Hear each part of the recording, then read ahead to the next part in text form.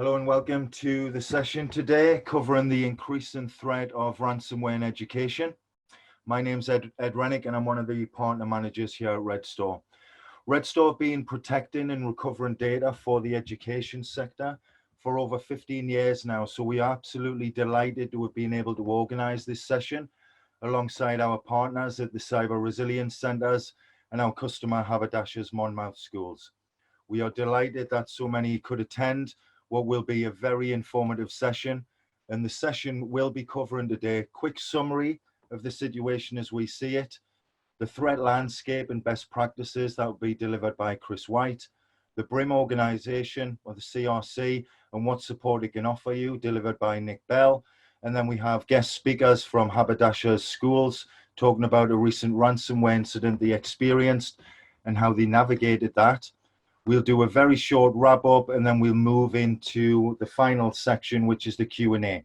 If you do have any questions through the presentation, feel free to drop those in the comments. They'll be collected and we'll cover as many of those as we can at the end. So I'm delighted to introduce our speakers.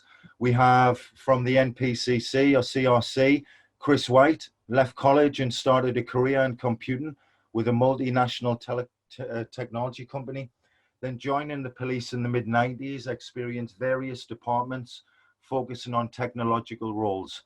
Always looking for solutions and keeping abreast of technology, he joined the Southeast Regional Organized Crime Unit as a police cybersecurity advisor and prevent sergeant, delivering the national cybersecurity strategy where he has been working within various sectors, raising the awareness of cybersecurity, coaching and encouraging positive behavior change with organizations assisting those in the midst of cyber incidents and managing the offenders responsible. We also have Nick Bell, is a detective superintendent with the National Cybercrime Program and also a fellow Geordie. He is a career detective with 27 years in the police and he joined the National Cybercrime Program from the Southeast Regional Organized Crime Unit where he was head of cybercrime, economic crime and digital forensics. He's an experienced senior investigating officer in cyber and economic crime, leading to complex cybercrime, cryptocurrency fraud, money laundering and confiscation investigations. His role within the NCP, or the National Cybercrime Program, is to lead the implementation of the Cyber Resilience Centre network across England and Wales, and he manages the key strategic stakeholder partnerships with the National CRC, CSCs and the National Cyber Protect, the Home Office, Chief Officers and PCCs and the private sector and academia. He also leads a national digital forensics program for ISO accreditation for on-scene acquisition for Team Cyber UK and policing as a whole. And he also oversees implementation of a new cyber and digital specials and volunteers program. And from Haberdashers Monmouth Schools, who were recently subject to a ransomware attack, we have James Murphy O'Connor, the principal, and Fred Wellsby, director of IT. So the country has responded at a high pace to the need to connect remote workers and collaborate online due to recent events. However, this has led to challenges associated with the way organizations operate on a daily basis regarding the management and protection of their most valuable asset, their data. Data has become currency of the highest value, and as such, having your data stored locally without adequate air gaps can leave you prone to threat-based attacks looking to take control of your data and ultimately hold you to ransom. The DFE has recently issued guidance to the entire education sector to take a considered approach to data protection using some guiding principles. 1, they are backing up the right data. 2, that the backups are held offline.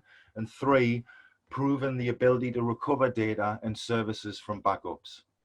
Now, during these times of restricted access to organizational sites to resolve issues with on-premise equipment, to change tapes, the value of a cloud-first approach has never been so tangible. And lots of data we're now seeing going into cloud environments like 365 and G Suite, and your latest iterations of large-scale volumes of data are now likely to be distributed between cloud applications like 365 and laptops recently deployed to enable home working. Microsoft are responsible for the availability of the platforms they run, but do also indicate that they do not take responsibility for the protection, availability, and recovery of that data.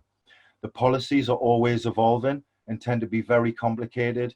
And if you aren't constantly monitoring the data and investing time to understand that landscape, it's easy for things like critical data to fall through the cracks. Data saved locally on laptops, on hardware, and users that are not accustomed to this creates additional problems. And finally, running out of disk and long lead times due to some of the shortages on hardware. Why would you seek to have data that's not been accessed for over 6 months to a year, consuming valuable disk in your primary infrastructure, and also being backed up when it never changes? Why not optimize your primary environment by using Redstor's archiving functionality? And in the unlikely event anyone does need that old file that never gets accessed, they can rehydrate it instantly using our tool sets. So without further ado, I'd like to hand over to Chris White, who will cover the threat landscape and best practices.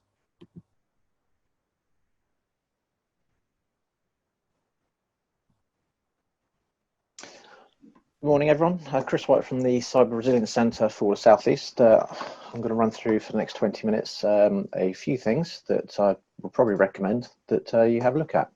So 5 recommended areas that cybersecurity should be focusing on is obviously backing up your data, protecting from malware, so malware protection, which is malware and antivirus, keeping your devices safe, using passwords to protect your data, and understanding the basis of a phishing attack, which is the payload of how the threat actors get stuff onto your systems. So one of the key things which we've had feedback through over the last couple of months, if not years, is training. And certainly feedback is a gift. And you can see there that staff and management have become aware from media and the news that various things externally, without us having to make them aware, they've become more receptive to training awareness that we've tried to implement and become more streetwise. So that is talking about where staff feel obligated to do the traditional training because they don't think it's going to be of value to them. If you pitch the training that it's going to benefit the employee or the staff member, that it's going to benefit them at work and at home, equally a cyber attack could wipe out hundreds or thousands of family photos stored on your computer at home.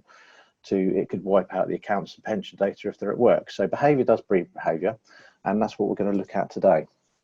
So when we look at the stats from the Cybersecurity Breach Survey 2020, you can see from the left-hand side here that companies in the last 12 months have experienced cyber attacks. Only 23% of them have experienced cyber attacks once in the last 12 months.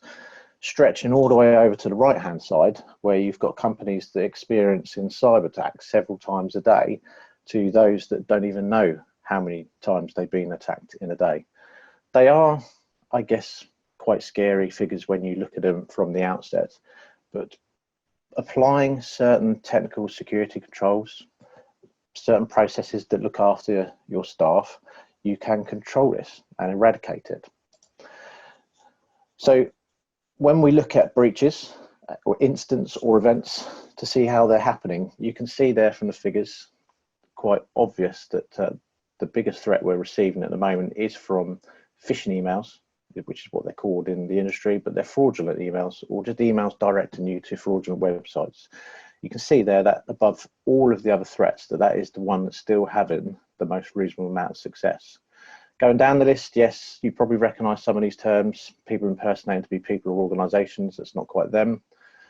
Viruses, spyware, malware, and then hacking. Everyone does generally blame hacking, but you can see that, unfortunately, we're probably the worst to blame is the phishing emails that are getting in. Ransomware is obviously in the press at the moment.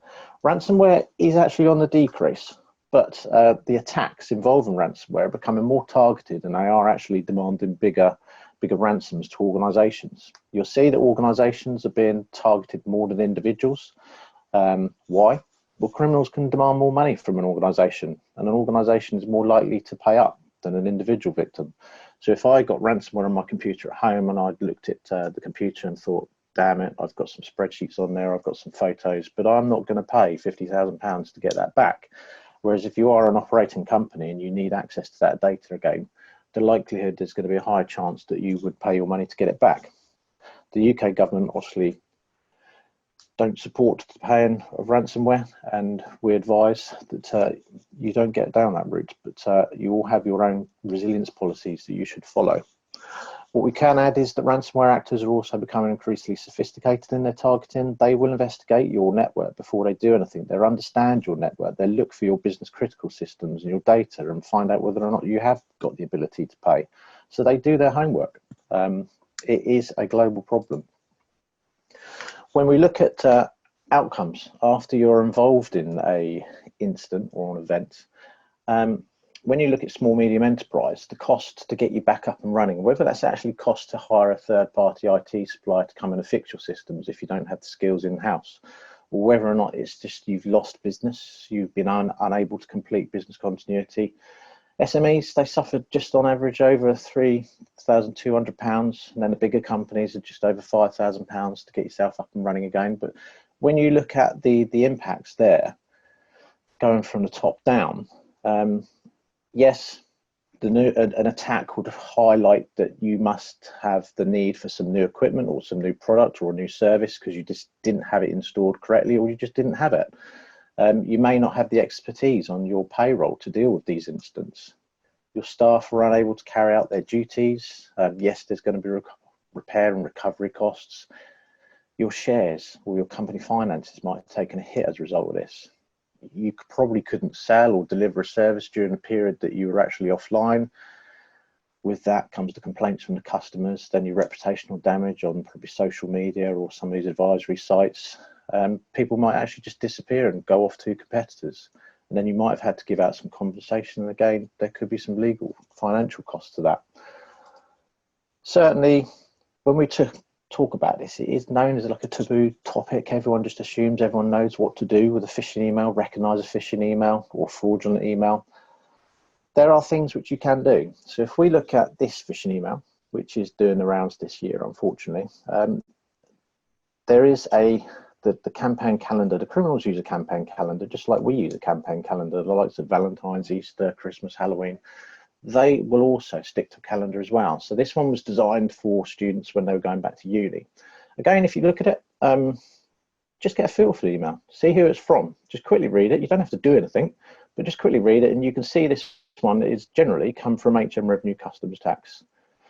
I'd probably ask everyone to put their hand up to say who hasn't had this, but certainly it's not often that the government use hotmail.co.uk. We have our own government email domains which we use, but certainly they're being directed to go to this website in the middle. You can see the blue one, http hm.gov university cam UK. We see the dot between the .com and the one before that, MGIFINC. That's your key indicator there. If you click on that, that's going to take you to a malicious website.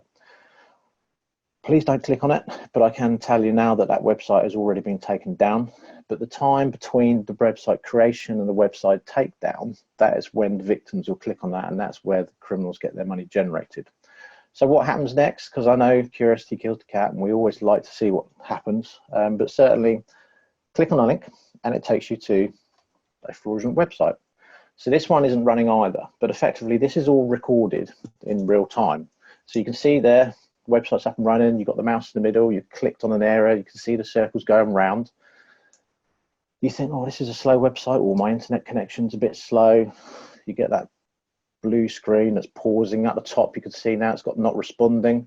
Down the bottom, you've seen turn on Windows Security Center services highlighted. That's turned off, which is a worrying thing to me. We wonder what the computer's doing, but it is up to a lot of stuff in the background that you just can't see. So we're about 35 seconds into this, 40 seconds in, the encryption, the ransomware encryption has now taken place. So all of your files on the computer, photos, JPEGs, Excel spreadsheets, Word documents, text files, everything is now encrypted, unfortunately. You can't see it, you can't access it, it's unavailable. The only thing that you can see, will be the instructions on how to get your information back. So that is like a short exposure, short introduction of how ransomware works. You just lose all of your files, and the only file that's visible are the instructions which you can see there on how to get your stuff back.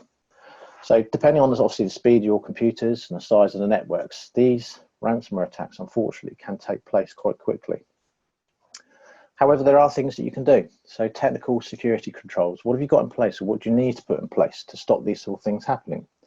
So if you look at the top, base it on that last video that you've seen. A phishing email comes into your company, someone accidentally clicks on it. Now, if it is a recognized weakness with an operating system, they click on a link, but you already apply your software updates. The known weakness is shored up because it isn't there because you have the latest operating system. So the virus can't get through because it can't exploit the weakness that isn't there. We go down to up-to-date malware protection. If you've installed antivirus and anti-malware in your system and it is up-to-date and is working, if the virus actually tried to download, it would also protect it because it would recognize it and deny it. Firewalls, if your staff click on a link and it wants to take you to a fraudulent website, if it's on what's known as a blacklist or whitelist, imply, implicit deny, you cannot go to that website because the firewall will just prevent you from going there in the first place.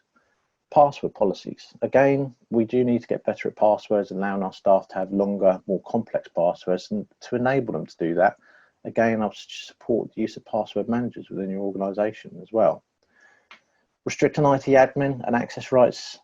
We see far too many companies that allow all computers to be on administrative rights. It's unnecessary, it doesn't need to happen, and we need to just restrict that. There's the principle of least privilege, that you allow people to have the least privilege, and until they actually need more access, they request it. And again, backing up your data securely. If you need to have a backup, an off-site backup or an offline backup, it's key that you have a backup service available to you. Don't forget as well that obviously a lot of your computers are all linked through a network, and we're now moving into this new agile environment where we have mobile phones or mobile devices. We need those to all be covered by the same security policies as well. Rules for storing and moving personal data securely. We still see a lot of people USB sticks and allowing people to move USB sticks around and plugging them in to different computers. We need to be moving away from that, totally moving away from that and going to cloud services. Monitoring our users as well, just seeing what they get up to in relation to clicking on phishing emails. And it's not Big Brother jumping in here, but it is monitoring where we see that certain users are clicking on too many phishing emails. It's just doing some education, just helping them out. They may not understand, and having that culture where people feel confident to go and speak to the IT team and not having that fear factor, and enabling them to go, this is where you've gone wrong, and just giving them some extra training in that area. Again, if you're offering free Wi-Fi or offering staff certain Wi-Fi and guests and visitors, they need to be segregated. You need to have them on separate networks.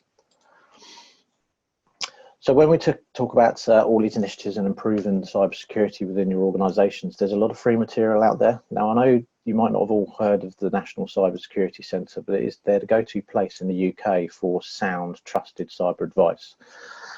At home, and individuals, CyberAware is a very good website for you to go to, and it talks about how you can turn on two-factor authentication, where to get antivirus help from, how to generally set your computers up safely at home. Then we move over to the 10 steps of cybersecurity, and that's more designed for organizations on how they should be setting up their computers correctly at work. And all of these documents are free to access yourself from the National Cybersecurity Centre. We've got specific documents here for the small business guide, the small charity guide. And again, if your organization is big enough to have a boardroom, there's certainly a place for you where you can send people to start these discussions around the boardroom table on what is the common minimal standard that you should be working to.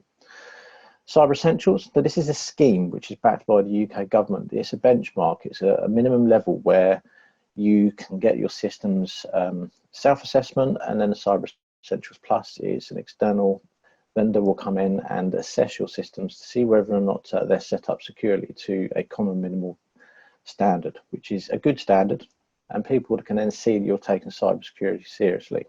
Certainly, I've seen evidence that you can only bid for certain contracts if you have Cyber Essentials accreditation. And again, there's some top tips for staff. So we should plough quite a lot of our time into training for staff and keeping them up to date of the latest tactics. There's an e-learning package which you can actually download and have within your own organisation. You can apply your own pass rate, you can apply your own logos, you can apply your own spin on it, but certainly that, the top tips for staff from the NCSC, is another package which is available for free for organisations. So when we look at your resilience, we're probably always familiar with fire alarm testing. I know quite a lot of companies have it on Fridays at 11 o'clock where the alarm goes off, you'll walk out into the car park and you just know what to do when you hear the fire alarm. Again, if you have a medical incident at work, there's always the first aid health and safety advisors at work, that or the first aiders, which will come and assist. But have you ever done a cyber drill? Do you have a cyber drill policy? Do you have a practice? Do you learn from incidents? Do you drill? Is there an incident plan so all staff follow the same plan? Certainly, when you do have an incident, is there someone responsible for the restore process? Do you have a response and recovery plan? These are all the things which you should be considering along with your fire and first aid these days. So some of the services that the Cyber Resilience Centre offer, they're up there. There's already 8 services. So the corporate internet investigation, what we can do to gather information about your business, what we can do to gather information about the individuals. We can deliver some training. We can remotely look at your systems, see what can be accessed, see what vulnerabilities and weaknesses there are. So I'll let you ponder over that one, have a look at that one. But certainly these are all of the services which the Cyber Resilience Centre can offer. So that's my quick input, and now handing over to Nick. Thank you, Chris. Good morning, everyone. Nick Bell. I'm a Detective Superintendent with the National Cybercrime Programme. I'm going to talk to you firstly in relation to what Team Cyber UK is, the challenges we face, and the National Cybercrime Programme. So the next slide, please, Chris. Thank you. So Team Cyber UK, firstly, if you went back 5 or 6 years and you or your organisation were a victim of a burglary, say, your response would be you get patrol in the first response, you may get a detective from CID, scenes of crime would turn up, and potentially neighbourhoods to give you some crime prevention advice. But at the same time, if you were a victim of a cybercrime offence and you rang the local police, there would likely be no response from the police. They may refer you to action fraud. But since then, policing has evolved with a local, regional, national, international victim care and protect response. So Team Cyber Care, this is what we call the UK's cyber police response. And if you think of it as a pyramid, nationally we have the National Crime Agency, National Cybercrime Unit. We have the National Cyber Security Centre, National Protect, Prevent, Prepare capabilities. Regionally, we have the Regional Organised Crime Unit network with a cybercrime unit in every region with a digital forensics team. You have the Metropolitan Police, Police Scotland, PSNI within that network. And at force level, you have a cybercrime unit within every force across England and Wales. National teams, they investigate attacks against central government, UK essential services, against the UK economy. The ROCUs investigate offences against medium to large organisations, risks to local government. And at force level, the force teams investigate localised incidents against SMEs or individuals. And then if there's a national cyber emergency, another WannaCry, collectively, Team Cyber UK can be deployed to respond. So we do have a cybercrime unit in every one of the 43 forces, and they have key performance indicators that 100% of every case will be investigated and receive a protect response, every cyber report. Within National Protect, you see coordinated activity at a national, regional, and local level. It's a really confused marketplace, so key is providing consistent, clear, and timely advice from the NCSC and National Protect. We have a National Protect strategy to understand cyber threats, victimology, and with intelligence sharing, to provide support, advice, to reduce repeat victimization. But a lot of this is really to empower organizations to protect themselves, increase the understanding, provide fast-time advice, and the tools and knowledge to defend yourselves, provide support to victims.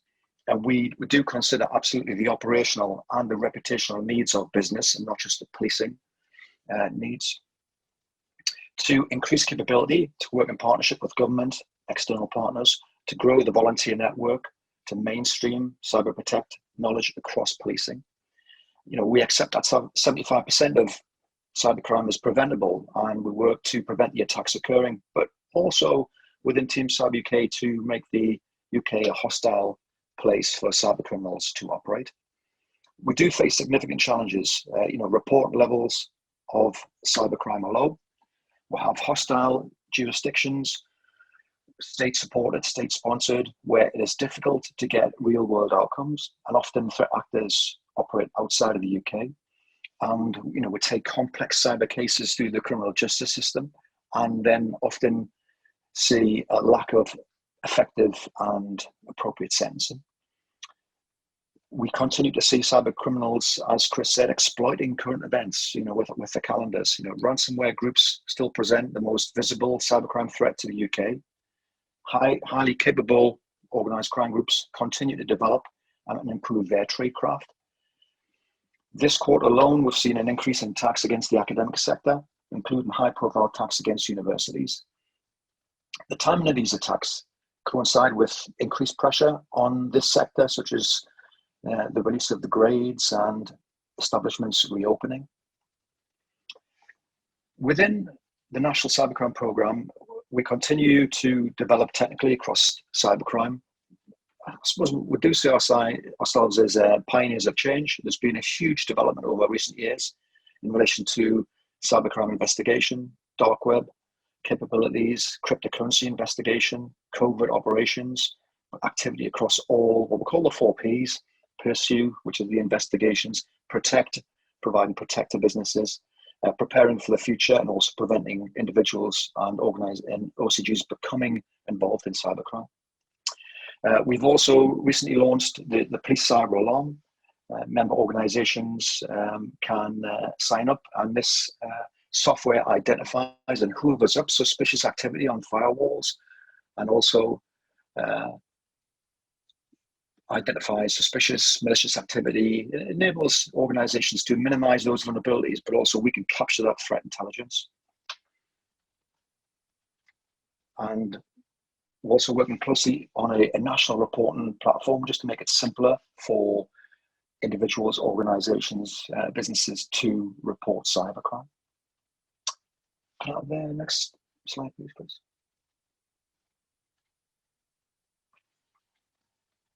And the Cyber Resilience Centres. So what is a Cyber Resilience Centre?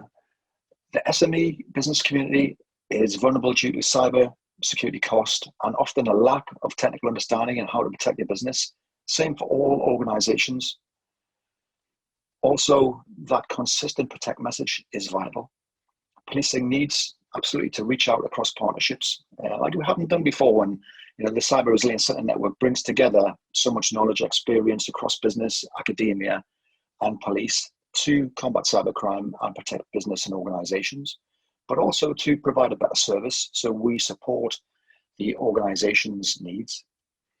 The CRCs have boards, advisory groups that can extend the reach into the business community and support organizations. We have trusted partners that deliver Cyber Essentials, Cyber Essentials Plus. We'll have cyber expert groups which identify best practice innovation across the regions.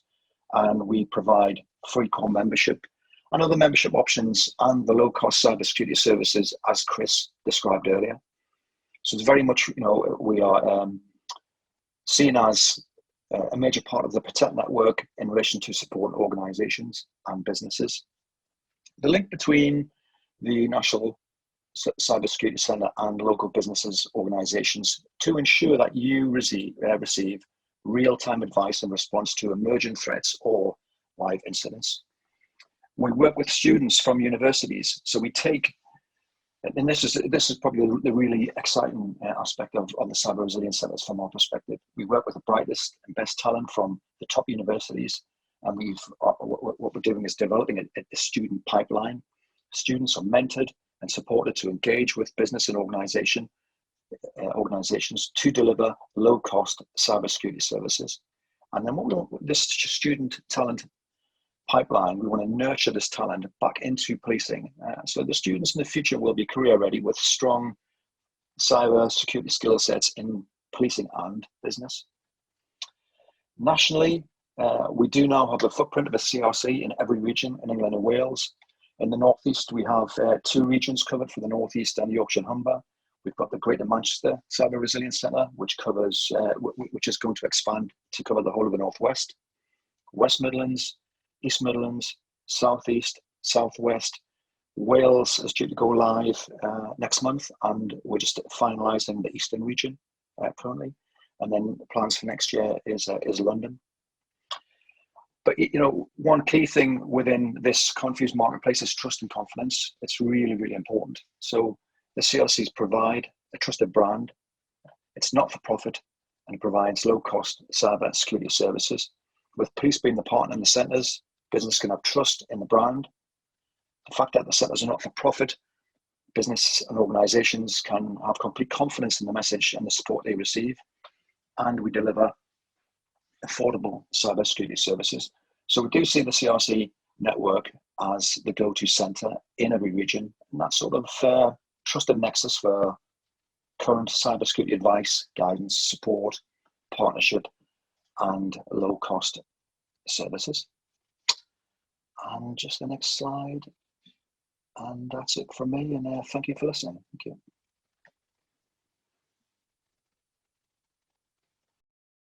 Thanks for that, guys.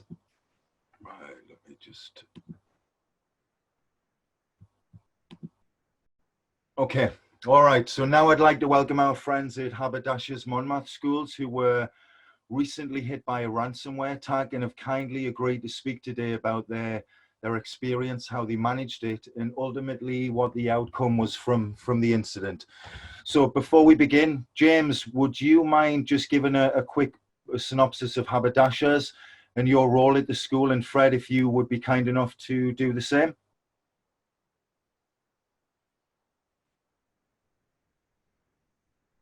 You might still be on mute, guys. Yeah, this is Fred here. Is James online? No. Okay. Yeah, I thought he was on with you, Fred. It's fine.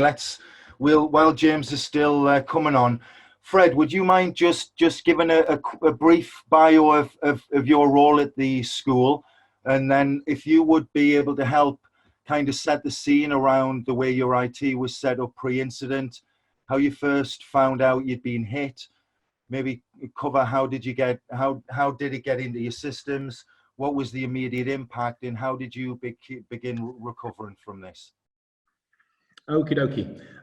Right, I'm Fred Wellsby, the Director of IT for the Haberdashers Monmouth Schools. There's 5 schools in the town, from pre-prep up to sixth form. I've been working for the school for 14 years. We've had various incidents in the past, but this is the first major one that we've had. Quick brief view of how our systems were set up before the incident. We've got a small IT team of 8 people to look after the 5 schools. We were set up, all of the IT team were domain admins. Not a very bright idea, but it was done for convenience and has been done historically within the school, even though the security landscape has changed. We just delivered, due to the global pandemic and working from home, we just delivered new Microsoft Surface devices to all of our teaching staff and installed new touch screens into all the classrooms. This allowed the teachers to be able to both work from home and in the classroom, depending on the current situation. The teachers have to move from room to room, as the class bubbles were meant to be stationary. When they moved from room to room, we found that they needed to calibrate their device to the screen each time, and that required local admin access to the device to actually access the Microsoft calibration tool. So because we had so little time to get all of the surfaces, the classrooms set up and all the devices out to the staff, it was decided that we would give them local admin access. This enabled them to calibrate the screens each time they moved from room to room, which was convenient. Also, when they took their devices home, if they wanted to install a printer or another device to connect to their Surface, they needed local admin access. So that's not a good idea. But due to previous minor malware incidents that we've had over the past 4 or 5 years, I decided that we needed to have a substantial backup. So I decided to engage with Redstor to have a cloud backup system installed. This was only about a year ago, to work in concert with our local backups. So that's basically the current setup and how we were set up at the time the incident happened. Now moving on to the how we first found out that we'd been hit by an incident. I came into work and said good morning to my engineer and said, how are things? And he said, it's a disaster. And we found that he'd been downstairs. Someone had reported problems with the internet. He went down into the server room, and instead of being lots of nice green flashy lights, we had lots of orange lights, which meant that the servers weren't happy at all. So on investigation, we found that this was a virtual environment running VMware with a virtual server infrastructure. We managed to log on to a domain controller that was still fully active.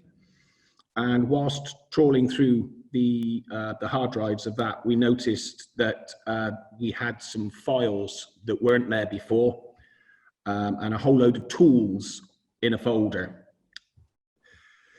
So we realized pretty much instantly that we'd had some sort of ransomware attack, and our server infrastructure had been encrypted apart from a domain controller that they used to initiate the attack.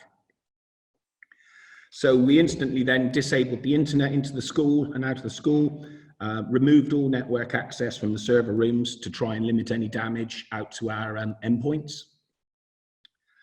And that's it. We realized then that we had a major incident on our hands.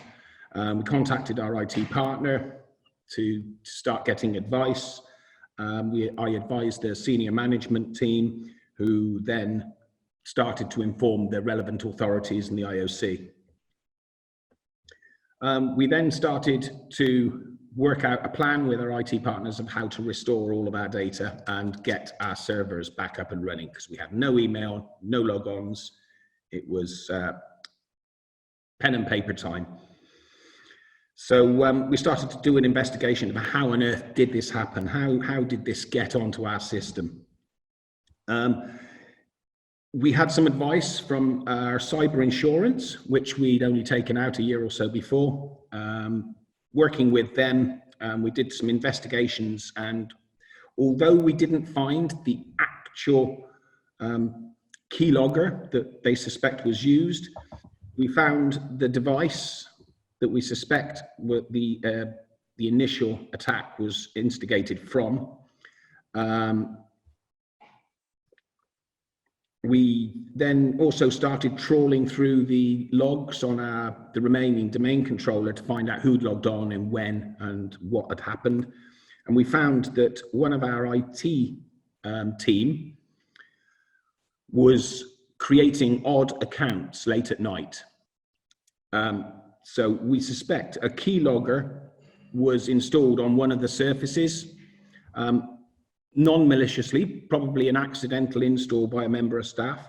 Our IT support went to support them. He logged on with his account, which was a domain admin. They trawled the credentials from that account, logged into our systems via a VPN, and then started creating their own accounts. And this was done overnight. We suspect it all happened quite quickly. I know some of these incidents take quite a while with them doing research, but from what we could see, they got on overnight, did a sort of a net scan, found out all the devices and servers that were on the network that they could access, created a domain admin account, and started trawling through our data to see what was valuable to us.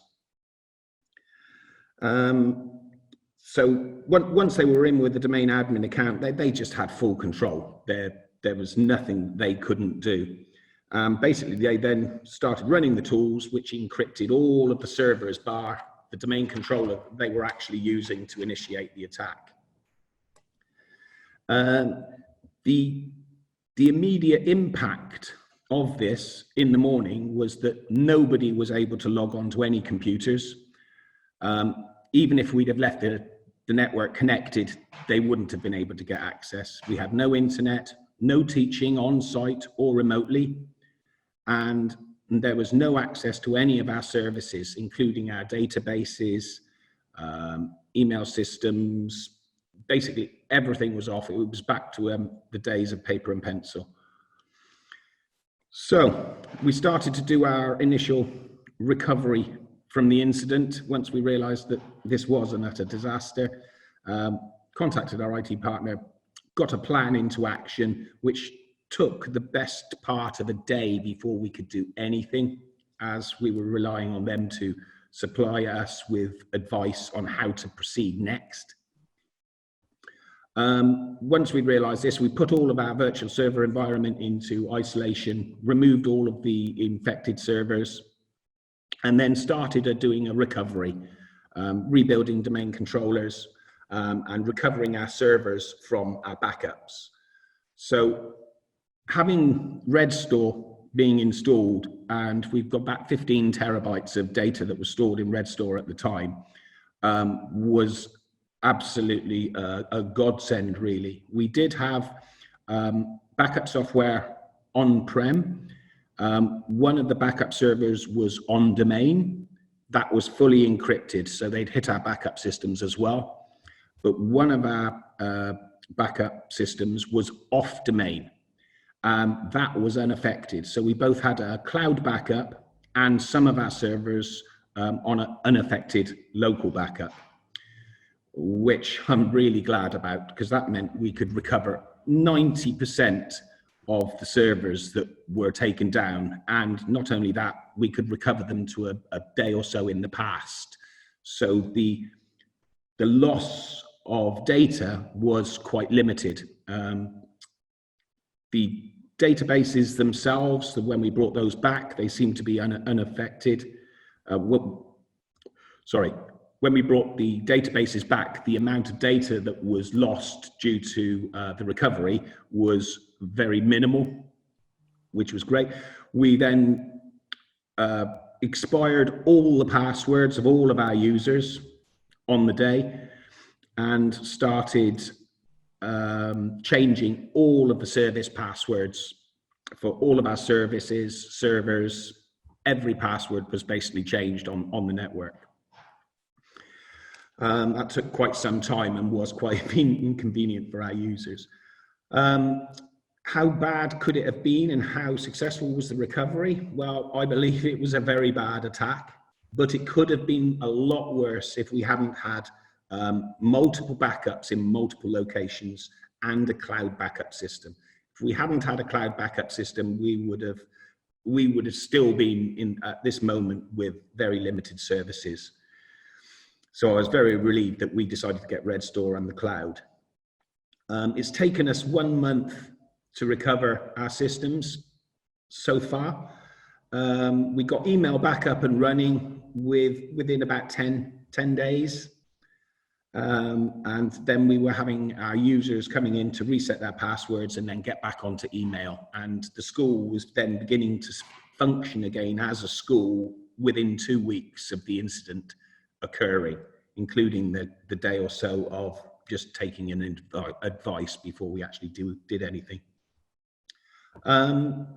So we're now back up and running after a month with all of our core functions, and we're functioning fully as a school again, being able to work from home and on premise.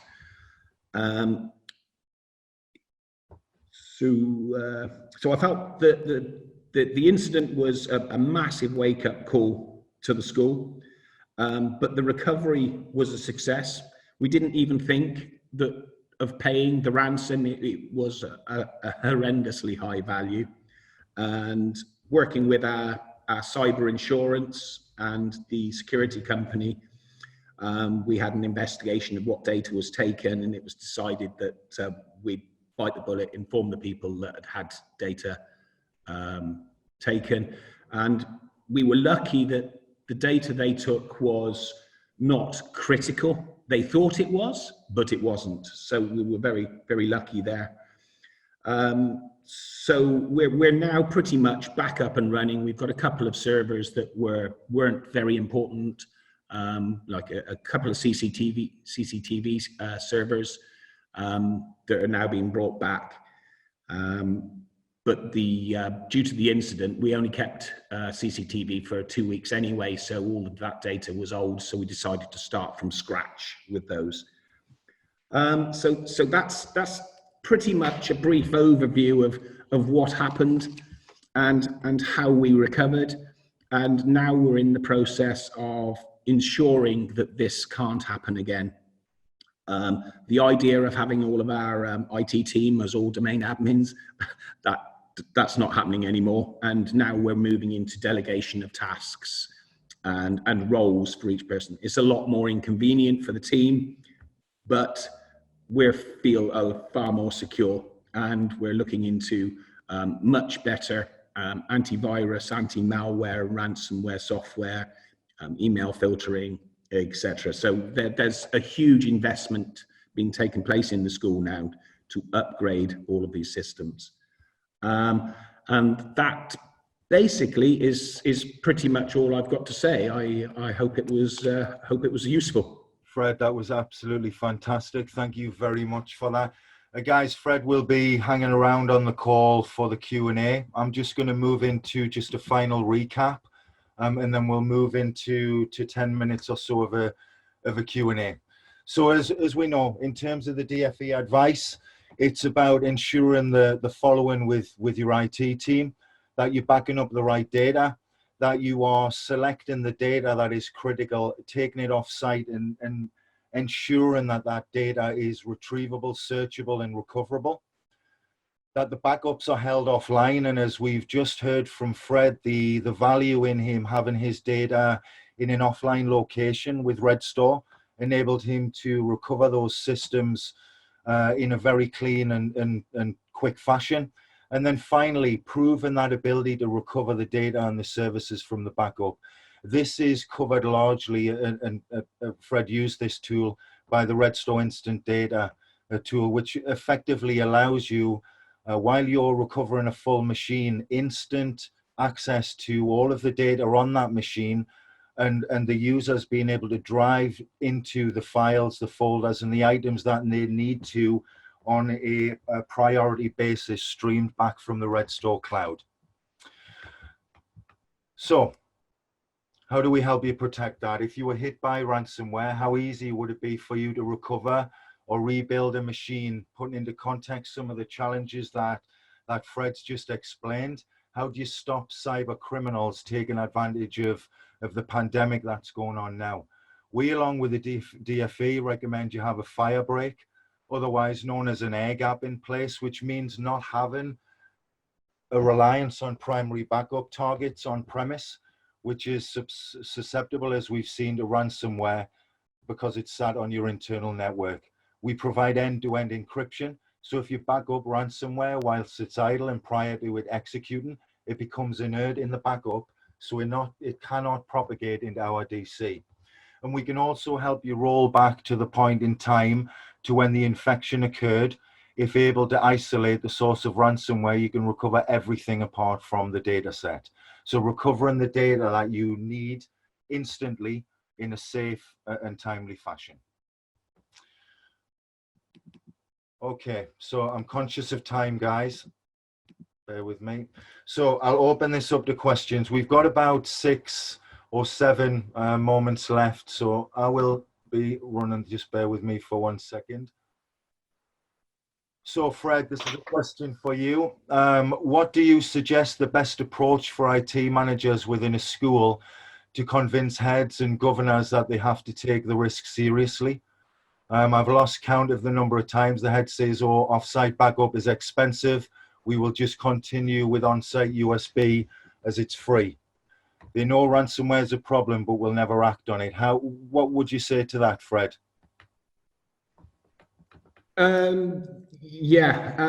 We've had several ransomware attacks in the past, and trying to let the powers be know that if this attack had happened and been really serious in the past, that the loss of business continuity has a massive cost associated with that. And it's persuading them that the financial loss of the lack of teaching in a school in particular is quite an expensive thing. And when you take a balanced view, that cost of loss of business continuity, it is far more than the cost of actually getting a decent security system with a decent backup in the background. That's brilliant, Fred. Thank you very much. Chris, one for you and Nick. Can you help me understand the risk probability around ransomware? You highlighted earlier some of the controls that will help protect. Is it reasonable to assume that if firewalls, antivirus, Windows app updates are all in place, that the ransomware threat is significantly reduced? And have you seen any instances where ransomware has penetrated the controls? So with the amount of different instances out there, yes, there are patterns, but you can only comment on that after the incident, which is, I guess, not overly helpful. But if you refer back to the small business guide from the National Cybersecurity Centre, with using the toolkit of all the various products, controls, and services that you have described in that document, the commentary is that the majority of cybercrime could be prevented. So there is no figure or percentage you can put on that answer to say that if you implement 90% of the controls, blah, blah, blah, blah, you can stop that. It is that the majority of cybercrime incidents can be prevented if you activate the controls within that document. And I've put the link to the small business guide as an answer to that question. Thank you very much. Question for just Fred. because of because of underreporting, it's really difficult to really understand, you know, the size and scale of the threat. But ultimately, exactly what Chris says, you know, we defer to the NCSC. You know, this is preventable. Brilliant. Yeah, actually, guys, while I've got you on, another question. One question on how prevalent is social engineering? And it just says, I didn't see it mentioned, but assume it was in the 5 to 6% of other. Yeah, it's there. It is a recognised tactic that the threat actors will use. It can be there online or in person. So you obviously get the physical social engineering, where someone might turn up to your reception desk, obviously pretending to be someone they're not.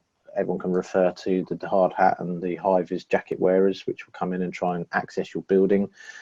To your staff, could be down the pub or the cafe, unknowingly chatting to someone about something that could be sensitive, or they could even log into public Wi-Fi without using the virtual private network.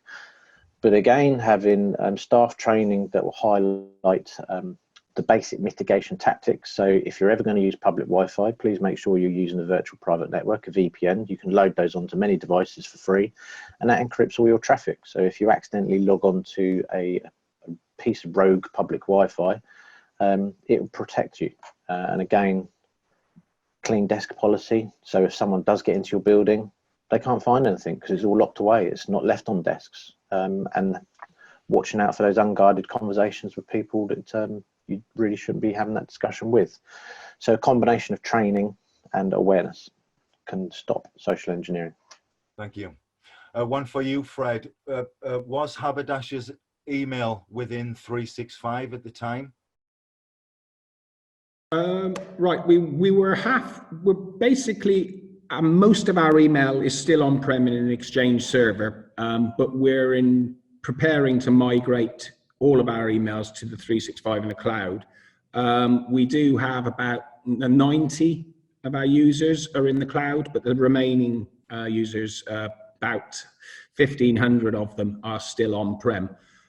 We're waiting until we've got adequate security on our cloud systems before we put the bulk of the emails up there. So that's something that's in progress at the moment.